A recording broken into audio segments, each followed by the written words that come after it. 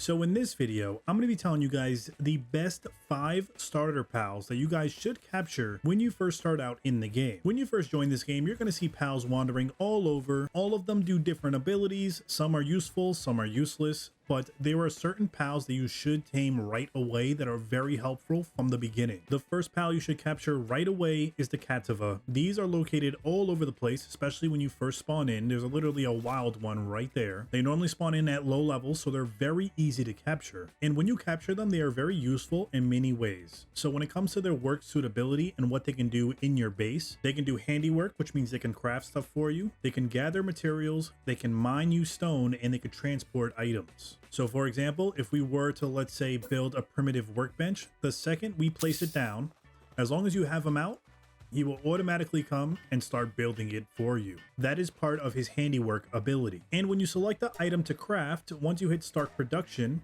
he would literally come over here and make it for you so you don't have to manually do it yourself.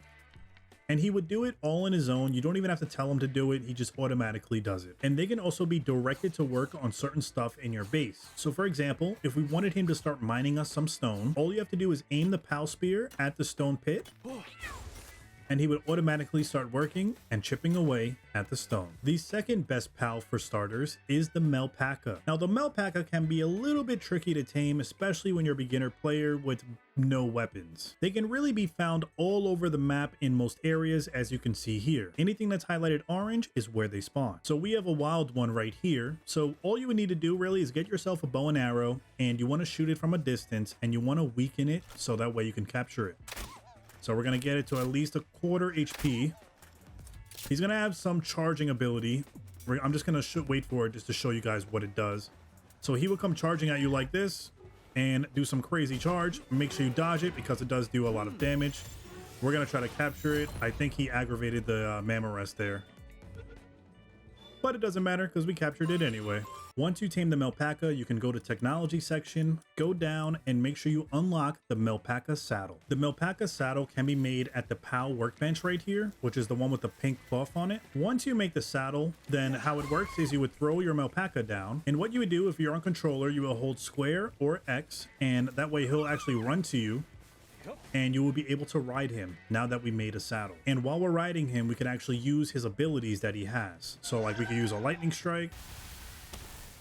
But not only are they good for combat, they're also good for grazing in your base and getting you a lot of wool, which can be used to make cloth. You would need to set down a ranch. Once you put down the ranch, you go to your pal box, make sure you set a Melpa to your base, and the Melpa will automatically just wander around this ranch, dropping wool. I had another pal here earlier, and they just made a total mess. But wool you do need for cloth, which you do need to make certain outfits and armors. So it's a very important thing to have. So make sure you have at least one Melpa in your base, and at least one in your party, especially when you're a beginner, because they are actually very good. The next pal you should capture is a Rushor. Now these things are very aggressive. When they see you, they will attack you, and most of the time they're very low levels, so they're not really that much of a threat. Now you are able to make a saddle, so we already made the saddle for it, and we can hop on it and you can ride it around. It's not super fast, but it's definitely handy for getting around the map. Now the Rushor is good because the only working ability he has for your base is mining.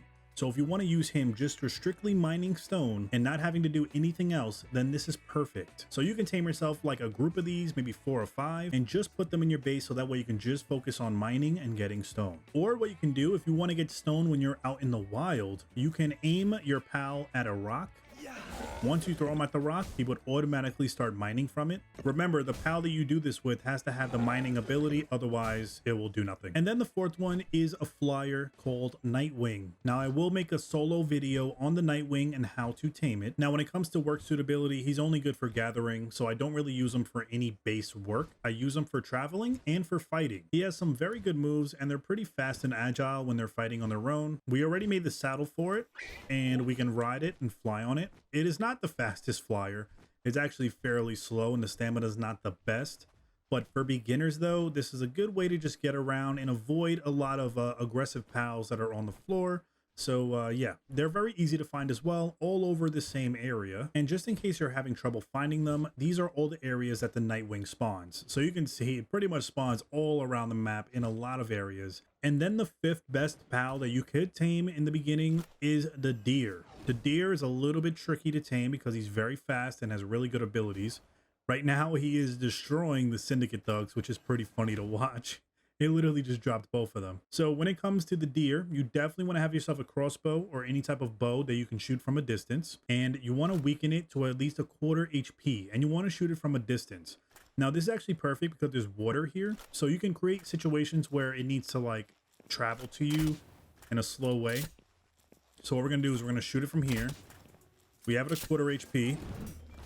And make sure you dodge and roll every time it wants to charge or do some crazy, something like that.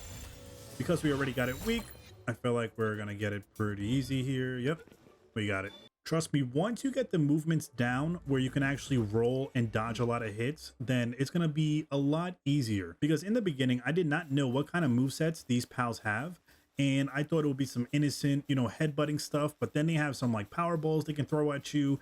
And they could charge at you really fast. So once you learn what abilities certain pals have, it's easier to capture them because you could just dodge them, do a lot of damage, get them a quarter HP, and then you could try to capture it. But yeah, guys, those are the best 5 starter pals that you should capture in the beginning that will make your journey a lot easier. If this video was helpful, make sure you guys hit that thumbs up. It really helps out a lot. Make sure you guys subscribe for more videos like this. And let me know in the comments what your favorite pal is so far in this game. But thank you guys for watching, and I'll see you next time.